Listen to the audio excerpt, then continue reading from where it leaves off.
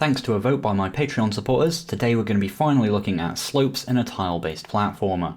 This is based on the tile collisions video that I did very recently, so if you've not watched that or you don't know how to make a platformer with tile collisions by yourself, I recommend going and checking that out before trying to tackle this video. It also handles slopes that are arbitrary and curved and gets all its information about the slope directly from the sprite itself, which is pretty cool. This video isn't for beginners, it's not easy. I do have a lot of content out there for beginners, so what I'm saying is if you don't know what a for loop is and stuff like that, you might have a harder time with this one. I do try and explain as much as I can though, so I hope you get the most out of it you can. There is a bit of a preamble for this video, as you've probably already noticed, and it's important to know the limits of the system that I'm going to be teaching. But if you really just want to dive in and code, you can. I'll put the time on screen for you to jump to now. The rest of you though, this won't take long, I promise, but it is important. I think the system I'm going to be showing you is fairly solid. Now, no system for dealing with slopes in a tile-based platformer is going to be 100% perfect and 100% applicable in 100% of situations, just by nature. Because if it were, there'd likely be very little gain to actually using it, versus just using a bit mask or something where you're more literally comparing pixels to pixels. Also, I'm gonna tell you right now, unless you're making a physics game, in which case you should probably just use the physics engine, you don't need your platformer to be able to deal with 100% of possible level configurations. If you use this system and you design your levels with its limits in mind, you're gonna be absolutely fine. If you really do need a specific edge case, then you'll just need to code for that edge case. My point here is that every game has its own needs, not everyone's is the same. That all said, here's what this system specifically does not cover. It doesn't cover sloped ceilings or reversed gravity. You can't do any of that, it's only for floors and sloped floors. Slopes that end halfway, always seal them below and to their tallest side. You can get away with their lowest side being unsealed as long as it reaches the bottom pixel of that tile. Slopes that do end halfway, you'll be able to pop through from the other side. This actually isn't that hard to solve, but obviously has its own complexity and performance cost, which wasn't really worth it for this tutorial, which as you can see is already long enough. You'll actually notice that other platformers like Mega Man X and Metroid games have worked within this exact same restriction, so I'm willing to bet that you can as well. Don't place a tile above a slope like this either. Why would you do that anyway, but just don't.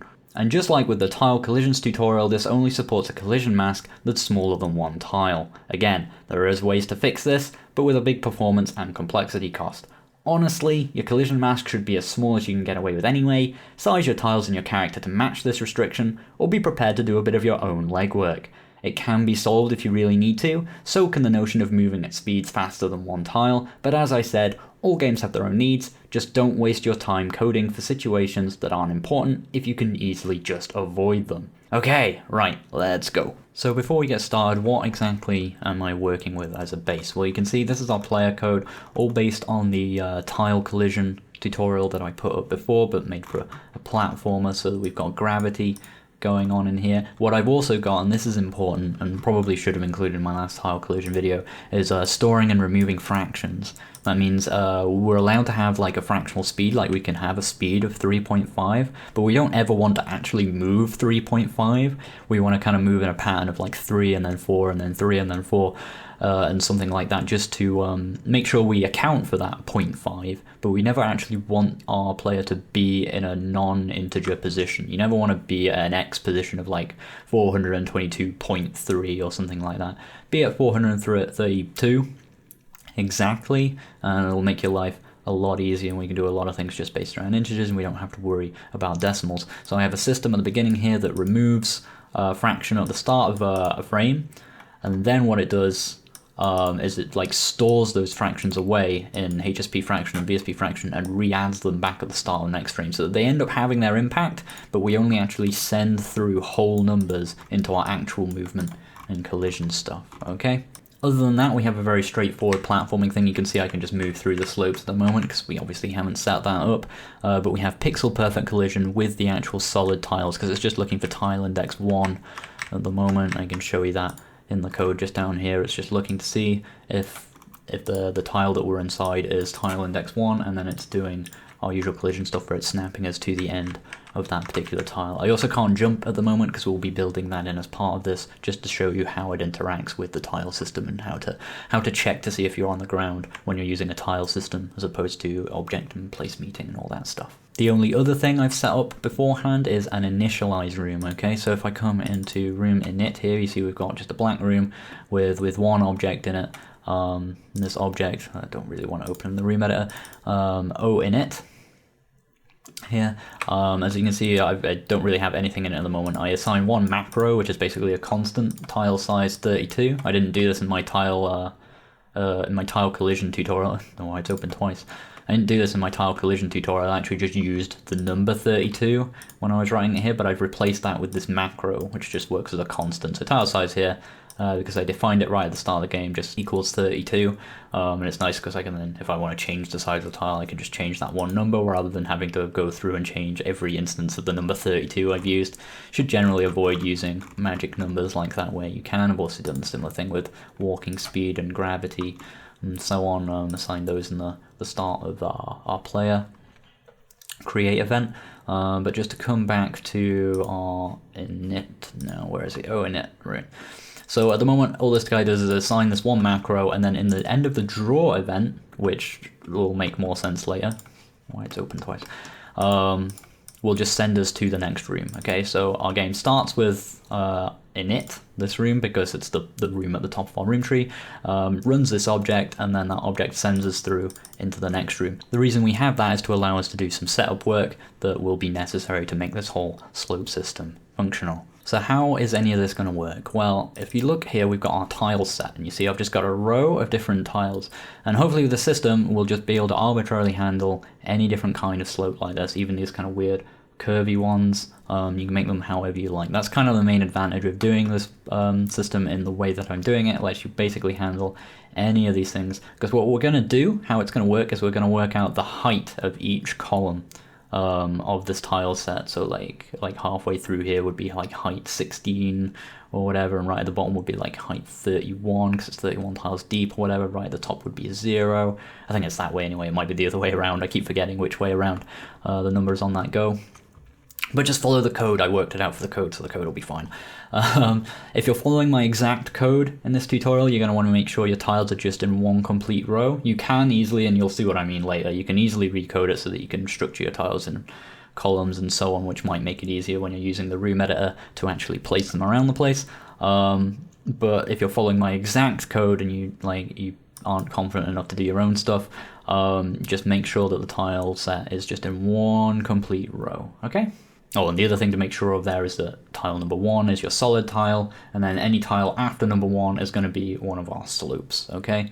And then I suppose using this system, if you want to do any other kind of weird collision stuff, you'd probably have to put it before number 1 and so on. You'll see what I mean and how to modify it as we go. Okay, so let's really get started properly now. So go ahead and open up your initialize object, okay? So init, just the object that we placed in the init room that is just going to send us through to our next room in its draw event. What we're going to do in here is we're going to basically, for a single frame that won't even actually get rendered to the player because we'll skip to the next room before the draw event's even over, is we're going to draw basically that whole row, that whole tile set to the screen in the top left, and then what we're going to do is check the pixels along here to see exactly how tall each one of these slopes are, because we're going to be drawing it against a black background in init room. So what we're going to do is get the color of the pixel, and say like, oh, if the pixel's black, then it's empty space, and if it's blue, then we know that we've reached the height of the slope.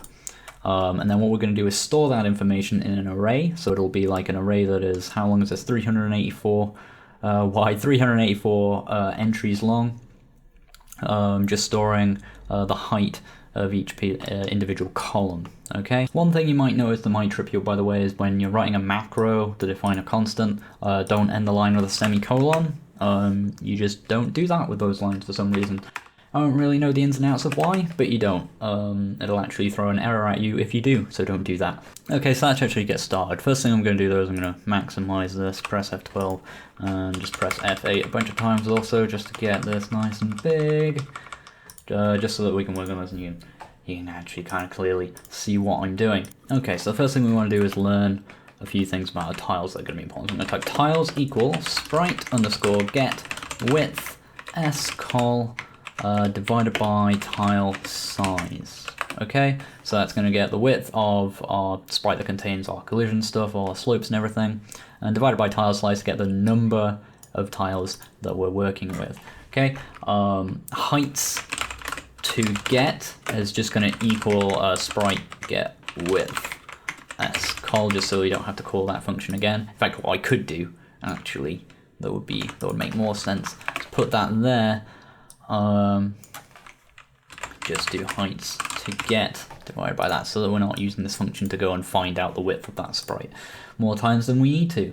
Okay, so tiles is the number of tiles, and heights to get is the number of heights to get. So it's so it's going to be for every column of pixels in the sprite. Okay, next thing we want to do is we're going to make a tile layer. So we're going to basically dynamically draw the tile set to the screen. We could just draw it on a screen in the IDE or whatever, but we want it to make sure that we don't have to manually update it ourselves. So this will just happen regardless of what edits and changes we make to the tile set.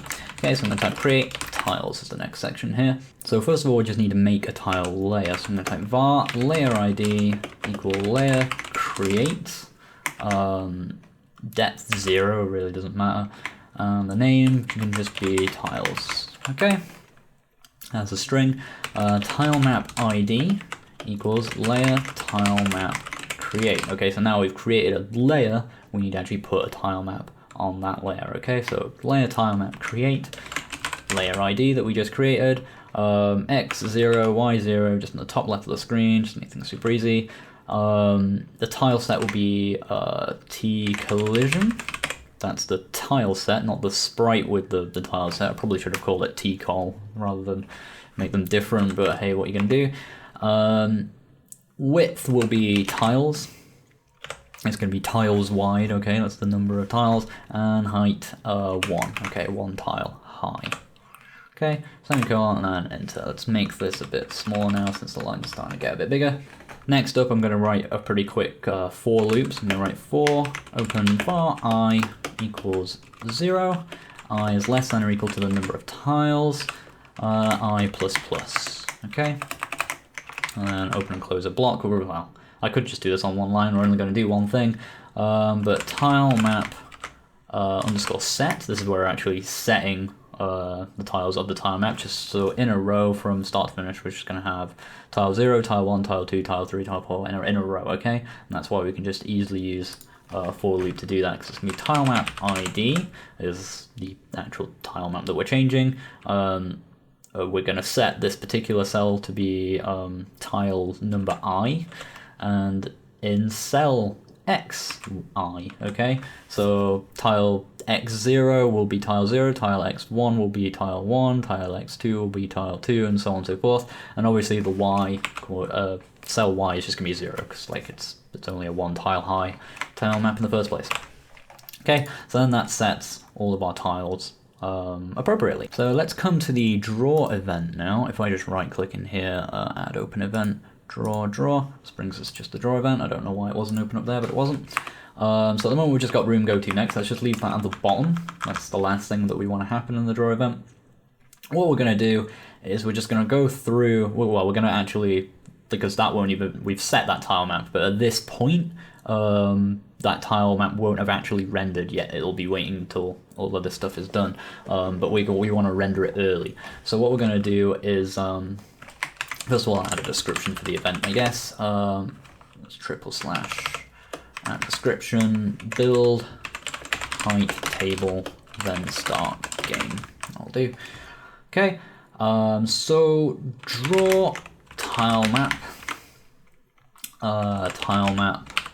ID 0, 0. Okay, so that's going to draw our tile map early. Just draw it in the top left of the screen. Okay. Then we're going to do a for loop, and what we're going to do is basically get the height of each column, as I said before. So for var I again equals heights to get -1, I greater than or equal to 0, I minus. So we're kind of doing this like backwards from the furthest one to the nearest one, just because I read somewhere that when you fill an array, it's better to do it from the largest entry in the array, or the largest entry number in the array backwards to the original, okay, just in terms of assigning memory and performance and stuff. I don't even know how true that is, but it's easy enough for me to go back to front and do it this way, for the sake of rumored performance gains. So that's what I'm going to do. While check is going to set to 0, and then while check is less than or equal to tile size, which is 32, global dot heights I equal check. Okay, so basically, yeah, we're gonna cycle check from 0 to 32, and if we run into a non-black pixel, as you remember, the init room is just black, but it'll have these blue collision tiles all drawn on the top left. If we run into, let's close that. If we run into a single non-black pixel, then we leave check at whatever it currently is and move on. Okay, so we start from 0 and it'll count 1, 2, 3, 4 until like the highest depth would be 31. Well, actually, the highest depth would be 32, which would assume there's absolutely nothing. The whole of that tile was blank. Okay. So if check equals tile size, then break, which just breaks us out of the while loop. Okay, so if we get to 32, don't bother checking again. This stops us from checking. You might think, well, we already have the while loop to do that, but this just stops us from checking underneath the actual row, actually doing like the surface get pixel thing that we're about to do outside of where the tile thing is. Isn't super necessary, but just as a safety thing, like if you were going to go later and do them in columns and so on, you'd want this line in place. So it's just for that. And then the next thing, the important thing, is to do if surface get pixel. Now this is a really slow command. It even literally says in the manual that it's a slow command and you should really only do it when necessary. But we're just loading the game up here. We're only going to do this check once ever, and then we're never going to do it again. Just when the game loads the first time, you'll find it doesn't really take any time at all. It doesn't really take very long. This whole method is actually inspired by a thing Mike Daly did like a long video on, that he did like a similar kind of slopes-ish thing, but he used buffers and some crazy maths magic in his that I didn't understand well enough to teach. So I just basically did my own thing that's probably a bit slower, probably a lot slower in the initial create stage, but really slower in a way that's trivial and just doesn't really matter. So really I'm just doing it in a way that's simpler, I guess. So application surface is the surface that we want to get a pixel from. So that's the surface that we've drawn to the screen so far. So now our tile map is on that surface. We can just check it to see if see what these pixels are like. The x of the pixel that we're going to check is I, and the y is going to be check. Okay, so because we're going down. Okay, so we're checking each y position of this column until we find how tall this particular column of the tile is. I should say what this actually does is returns the color of the pixel. That's what get pixel and surface get pixel does. So what we want to do is check to see if that does not equal C black. Okay, so if the color that we get back is anything other than C black. Pro tip here: don't include any black in your collision tile set for very obvious reasons. Because we're looking to that pixel, we're looking for a non-black pixel to set what the height is. I suppose you could do it below the height, but yeah, I would just avoid it. If that's true, and I don't actually know why I open a block here, because the only thing we do is break, which just breaks us out of the while loop, which stops us incrementing check, which is what we'll do now at the end here. Check plus plus just adds 1 to check. Will just break us out of this with check being a certain value, okay? And once check is a certain value, anyway, well, with global height being check, okay, because we don't want to keep updating that after we found the one that we want, okay? And then we just break out of that, and then I think that's actually everything. I think that's everything on here, so then at the very end of that, we do room go to next, and that sends us to our actual game. Now that we have in a global the heights of every single column. Okay, so the next thing that we're going to do, there is a bit of a preamble and setup to actually doing the fun stuff in the step event for the player, so sorry about all that, but it does make doing that stuff way quicker when we get there, is we're going to make a script that we can call to check any given pixel in our room to see whether or not that pixel is inside the floor of a slope, or well, inside the floor generally, okay, by comparing that pixel to this height chart, the pixel and the tile index rather to this height table, and seeing whether or not the height is greater than wherever the floor would be, okay? So I'm going to right click in scripts, hit create, and this is going to be in floor. It's going to be the name of the script, okay? So I'm just going to write the description and everything for this. I'm going to write description checks to see if position is below the floor height of a given tile. Let's small this a bit, there we go. And returns how deep in the floor. Kind of a long description, but whatever. We're going to write some arguments in here. The reason I do this stuff with the triple slash and the arguments is then when we call the script, we'll get to see the autocomplete at the bottom and it'll remind us exactly what we need to put in it, which is very useful. Argument 1 is tilemap. Arg2 would be X. And arg3 would be Y, okay? What this script is going to do, as I said, is going to check to see if the position that we're checking, our X and Y, is below the floor height of a given tile and returns how deep in the floor it is. We'll be calling this quite a lot in our step event, so it's an important one for us to get right. So, this starts with var pos, so this is the position that we want, tilemap equals tilemap get at pixel, the tilemap that we give it, so argument 0, argument 1, argument 2, okay? So the tile map, the X and the Y position, okay? And that returns the index of the tile. And what we can do is use that index to compare to our global height array and see exactly whether or not this position is under the floor of that particular tile. So if pos greater than 0, okay? So that means that this is at least a solid tile, because tile 0 is just empty. Tile 0 in any tile set is a blank tile, right? Whereas tile 1 or above, which either means a solid tile or a slope or anything else, right? Okay. Technically, a thing I should point out, by the way, is that technically you would want to use, I think it's like, there's another function that gets the exact index, like tilemap get index or tile get index, I think. That when doing this you might want to do beforehand. I think it's tile get index, and then you put the tile data in, so I'd want to do something like that to get the exact index. But as long as you're not doing any mirroring or flipping or anything of the tiles, which I don't recommend you do because it doesn't really work with this system, a tilemap get a pixel will return the index and just the index. There's extra data that goes into there if you are using flipping and mirroring and that kind of stuff. But since we're not doing any of that, we're just going to have the index in there, so I don't need to do any of that, so I can kind of bypass it. But I think it was important to mention that as a thing, because I think people asked before about that with my other tile collision video. So this is why I'm doing it this way, just because it's faster if you don't need that functionality, which we don't, and it's not really compatible. Okay, that was a bit of a long ramble, but let's carry on with this. So if pos is greater than 0, so if it's not an empty sprite, basically.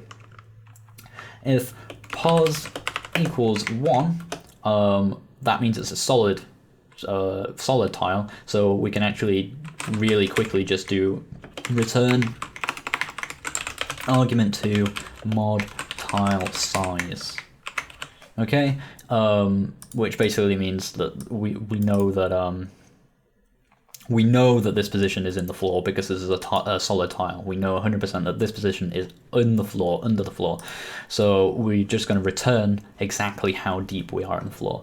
So by returning argument 2, which is our y coordinate, mod tile size, which returns the remainder of argument 2 divided by 32, shows us how far into a given tile we are. So imagine that you were at y coordinate 320 obviously divides perfectly with 32, right? So that would give you 0 because you'd be at the very top of the tile. But say y coordinate of 325 mod 32 would give you 5, right? 5 left over. That's your remainder because you'd be 5 pixels into the tile at Y position 320. Okay, just a reminder there on how mod works if you don't recall or don't happen to know.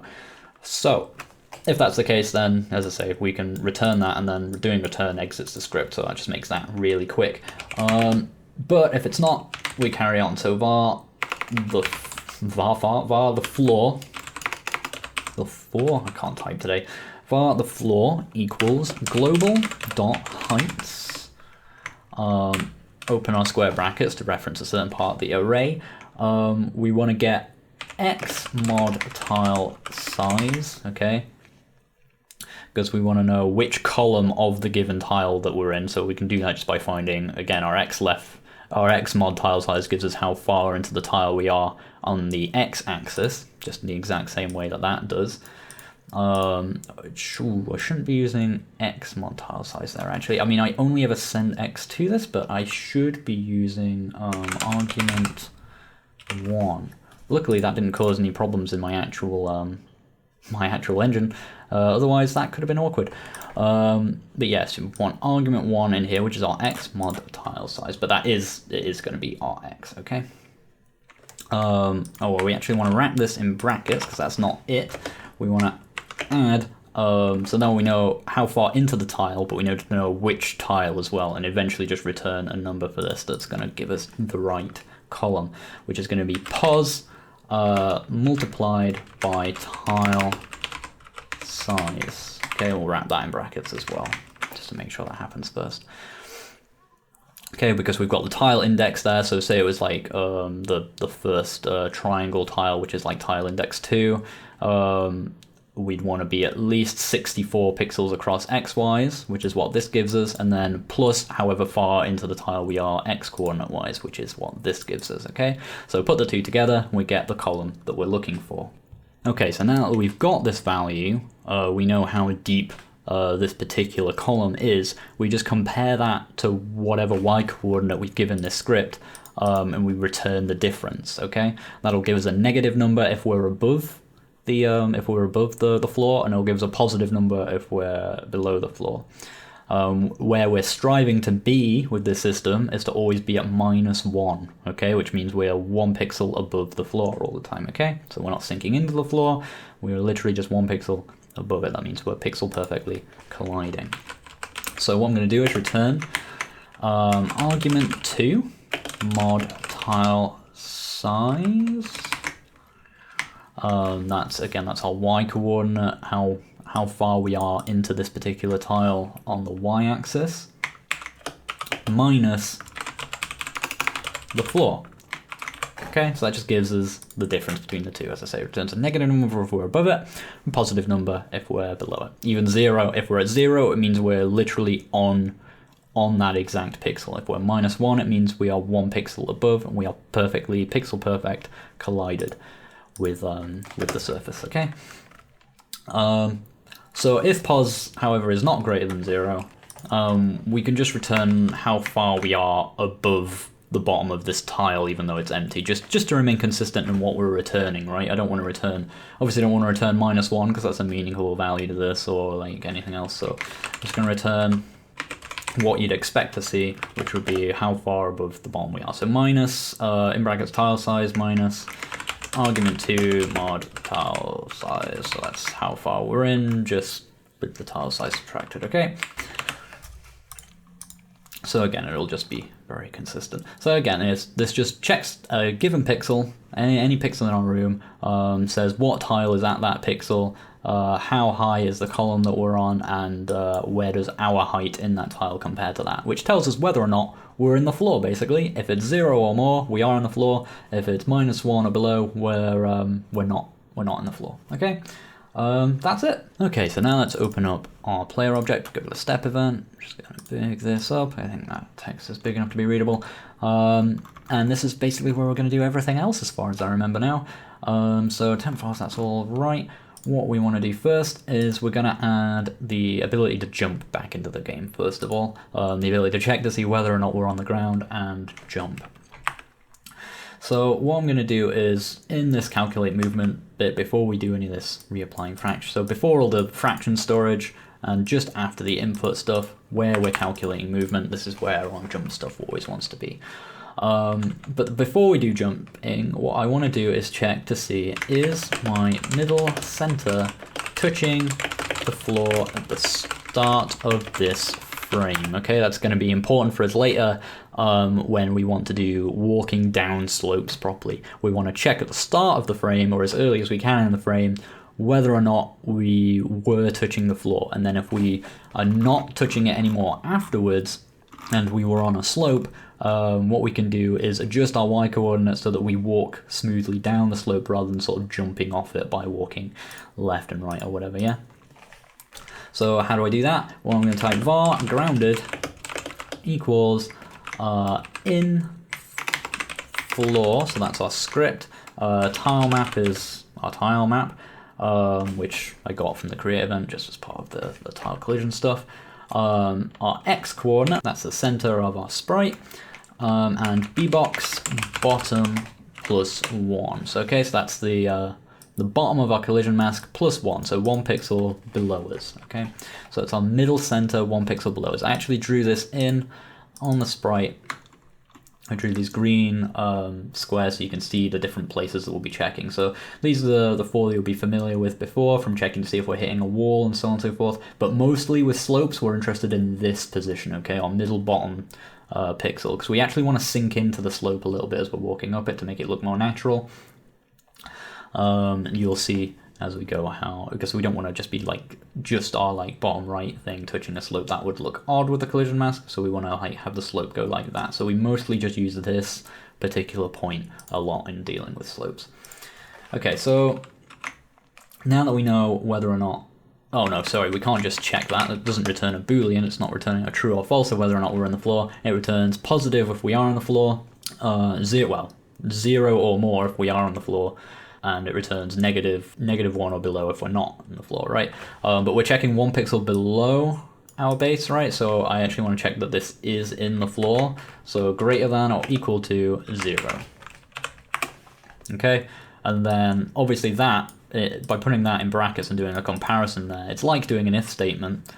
This will return true if this comparison returns true, and it will return false if it returns false, okay? So you don't have to write if to get a true or a false out of writing a condition, okay? You can just write these comparisons wherever you want, and that's going to put true or false into grounded depending on the result of this test. Next up, I'm going to write the actual jumping. So I'm going to write jump.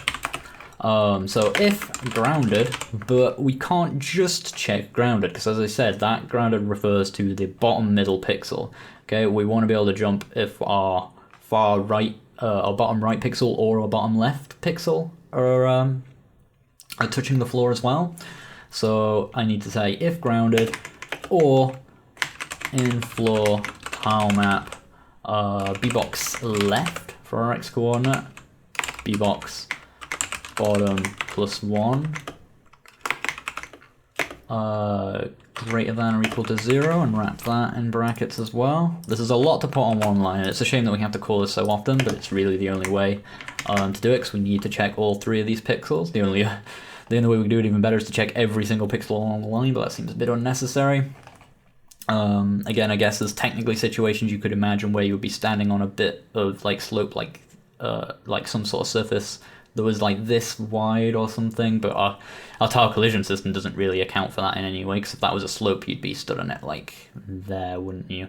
But in theory, if you were ever to stand there, then yeah, you wouldn't find a jump this way. But as I said, this is the most effective way, just only checking these 3 pixels that I can think of at least for doing this. So we need to check all 3. So grounded is our middle, this is giving us our left one, and then if I just copy and paste this, honestly,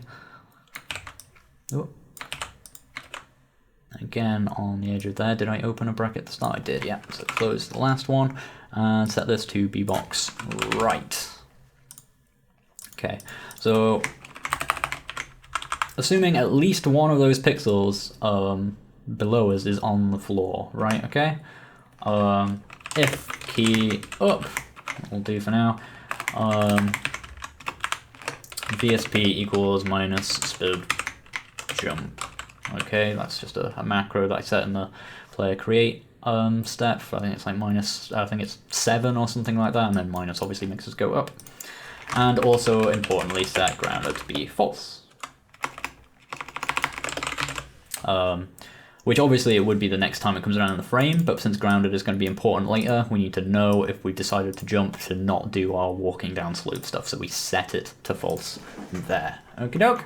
That's all there really is to jumping. Jumping still fairly straightforward, just kind of a long if line. I suppose you could bury these into vars if you wanted as well, but I think it's all right, and we don't need to refer back to these ones later, which is why I didn't bother putting them in a var. Okay, so now we've finally got all of that stuff out of the way, let's actually finally get on to modifying our collision. So what do we need to do with horizontal collision? Very, very little, actually. The only thing we need to do in modifying our horizontal collision and checking for solid tiles is we need to occasionally ignore it, right? We need to, well, we occasionally need to ignore the bottom row, okay? So these 2 pixels here, if we are currently on a slope, so this 1 pixel is touching a slope, we want to ignore what these 2 pixels return, okay? We don't care about them. What this means is it will let us be able to, if I load up the rooms, probably the best way of demonstrating this. If I zoom in, grab the player, turn off grid, basically it allows us to, this is how we're going to be moving up the slope, right? But if you look, when we get to the top of a slope, you'll notice, like if I was here, you can see I'm partially in this solid block, but I obviously don't want to detect this solid block while I'm moving up the slope like this. I want to be able to smoothly walk up and over the top. If I was still detecting solid collision, I'd move up this part smoothly, fine, but then I'd hit this wall here and I wouldn't actually be able to move any further to the right because we'd be hitting this. So we just need to ignore those 2 pixels under certain conditions. Let's plop him back over there. Okay, so back in here, how do we do any of that? Well, what I'm going to do is type if tilemap get at pixel. This is a line we use a lot, but it's relatively cheap. It's relatively cheap to check a pixel on the tilemap. Tilemap x bbox bottom. So again, that's our center collision. And if this is, I believe, greater than 1, yeah, because like again, this isn't about checking. This one isn't about checking whether or not we're in the floor. This one is checking if the tile that we're currently in. So our middle center is just the 32 by 32 tile that we're in. If that has a slope tile in it, so if it's greater than 1, because 1 is solid, 0 is not solid, right? So if that is the case, what we want to do is set p2, our variable here that was checking checking the bottom pixel of our of the edge that we were checking for collision with solids, equal to 0. Okay, so it's just going to ignore, so it's going to pretend it found absolutely nothing there. Okay, and let's just add a comment on that so that we remember, I guess. Ignore bottom side tiles if on a slope. Okie doke, just so that we remember. And that's actually it. That's all we actually need to do in terms of modifying the horizontal collision algorithm entirely. That's really all there is to it, is just not checking it in those conditions. So you'll notice I've actually left behind a comment here that's kind of a foreshadow to what we're about to do now. This comment was left behind. I forgot to get rid of it when I was clearing out the code I'd obviously already written before doing this tutorial. But this is exactly what we need to do next. This is just our regular vertical collision here actually, but from before. But what we need to do is check to see whether or not we're currently on a slope. So if we are not currently on a slope, then we do just our normal regular vertical collision, okay? That's really all there is to this bit. So all I'm going to do is wrap this entire section in a if tilemap get at pixel, yeah, another one, tilemap x bbox bottom plus VSP, so it's where we're going. So if the place where we're going is less than or equal to 1, then do all of this stuff. Okay, make sure you separate out the y plus equal VSP at the bottom there. Okay, so whether or not we run this code, we still want to do the slope adjustment afterwards, okay, for various edge case reasons. So this isn't an else, this is just happening regardless of whether or not we did our regular collision. We do our slope collision afterwards.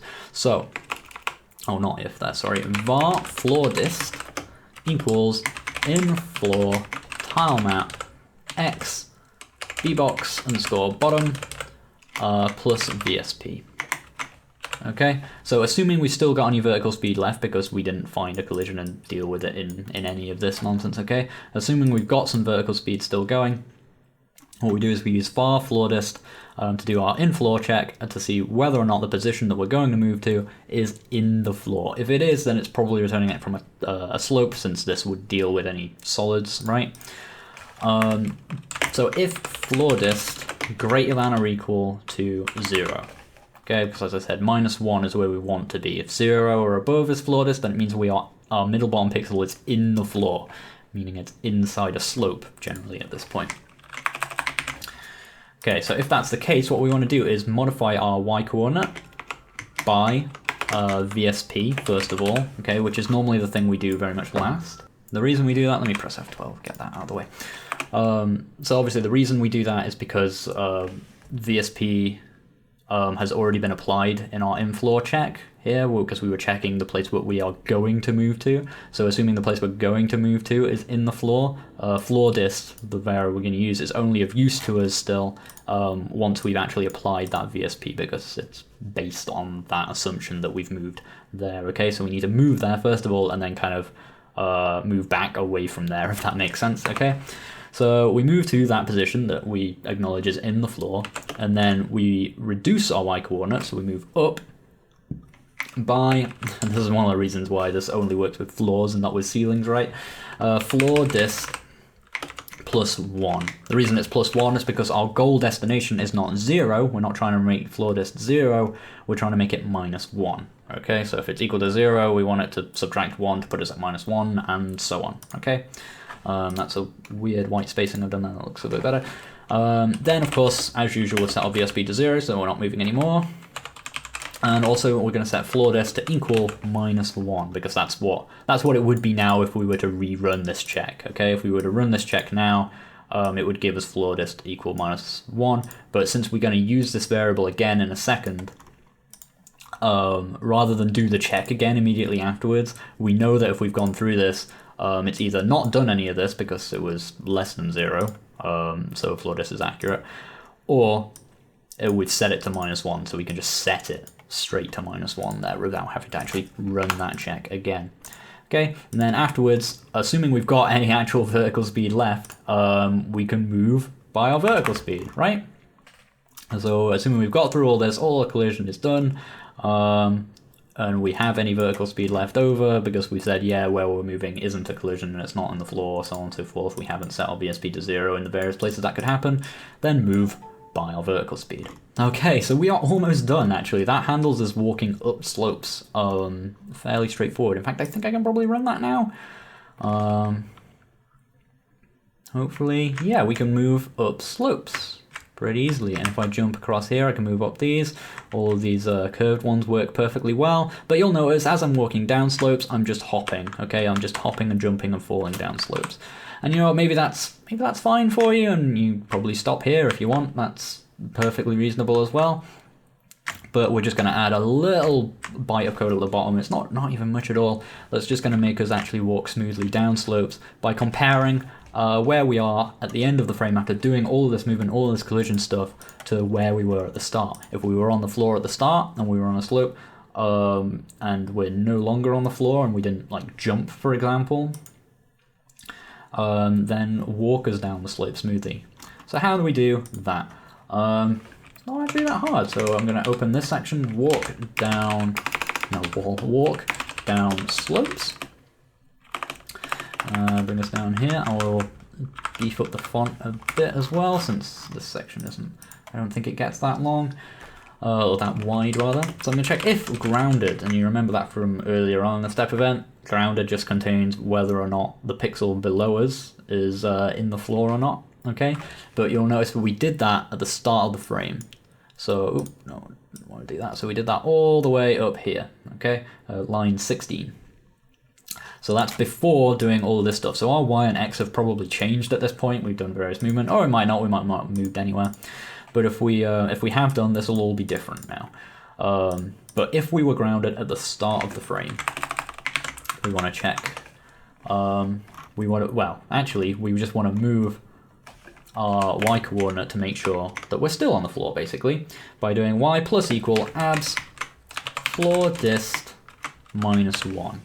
Because if you remember, floor dist, if we are not on the floor right now, floor dist is going to be a negative number, okay? It's going to either be minus 1, which is what we want, or it's going to be like minus 15 if we're 15 pixels above the floor on our current tile. So by doing abs floor dist, which returns the positive value of floor dist, so say we're 15 pixels above where the slope surface is, floor dist would be minus 15. So we take positive 15, subtract 1 from it, which gives us 14, and we add 14 onto a y coordinate, which puts us at, you guessed it, minus 1, which is where we want to be exactly on the floor. So basically, if we were grounded at the start of the frame and we haven't jumped, then there's no reason for us to not be grounded at the end of the frame. So we move that, move down. But that only accounts for one tile, okay? Which is cool because it means we don't, like, if we walk off the edge of a cliff or whatever, we don't just immediately slam down to the floor, because it's only, floor dist only checks how far above the floor we are on one tile. So what we need to do is cover the case where we are at the very bottom of a tile. Say we are, I think, if I open the room.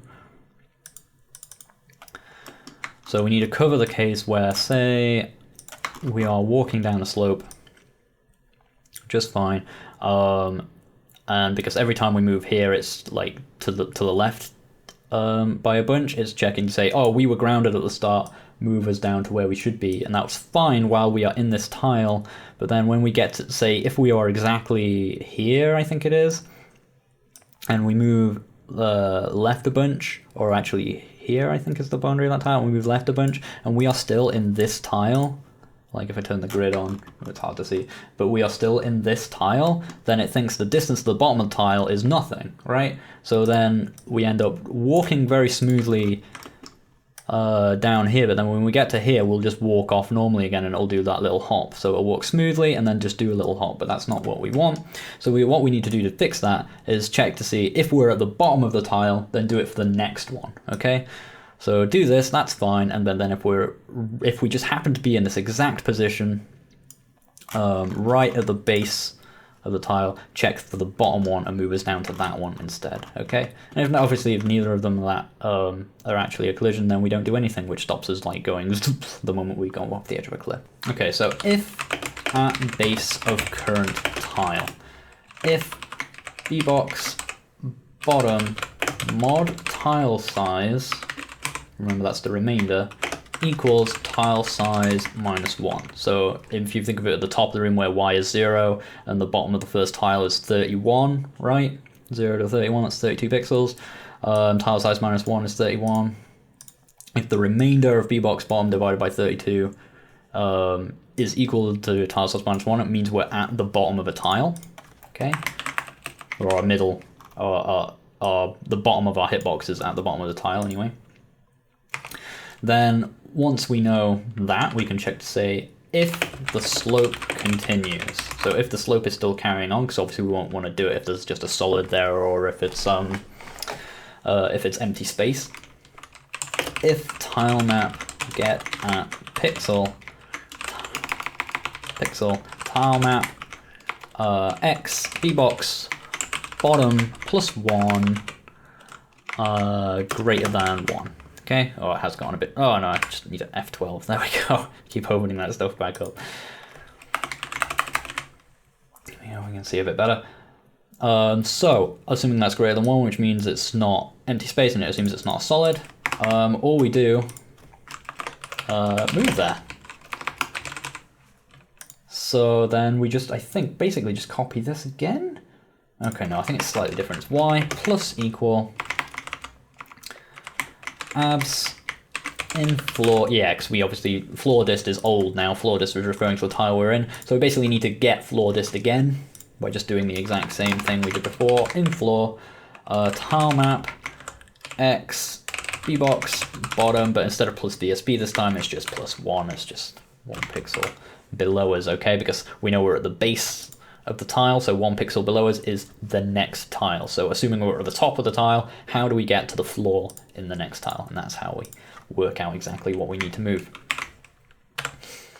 Okay, And that, assuming that's all my semicolons and everything properly in place, which I think it is everything. So if I run that now, I've only run it once in the whole of this tutorial, so a little nervous that I've screwed something up, but I haven't. It's all there, it's all working. So you can see we move very smoothly now across all these different kinds of slopes, and you can see we walk up them and we walk down them smoothly, but obviously we can still jump, we can still land in them smoothly, pixel perfectly. And this will handle any kind of slope that, well, I say any kind of slope, I think I gave you the limitations at the start, but it'll handle most arbitrary different kind of slope, any kind of pixel curves or anything like that, any hand-drawn stuff that you want to do. Okay, hope this has been useful to you guys. I'll catch you guys on the next one. A massive shout out to my Patreon supporters, and you should be thanking them as well, because they chose this very video topic. A massive shout out in particular to Dan, Inner Mule, Alex Ray, Giles Montgomery, Angel Rodriguez, Harold Guidry, Roxom, Nathaniel Walsh, Louis R. Pereira, Stephen Hagen, Jason McMillan, Owen Morgan, and Bowser the Dog. The support you guys have been giving me has been absolutely incredible, and I really want to keep pushing. I really want to get to the point where all of my work can be funded through Patreon, and I no longer have to rely on rubbish YouTube ads. We can get rid of them altogether. It won't even take that much. I'm at about $500 now. I only really need another 1,000. For 1,000 people watching my stuff, I get thousands of views on all my videos. That 1,000 people came along and said, you can have $1 a month to keep making awesome GameMaker videos, then I could keep doing it forever with no ads. Wouldn't that be awesome? Anyway, that's enough from me. I'll catch you guys next time.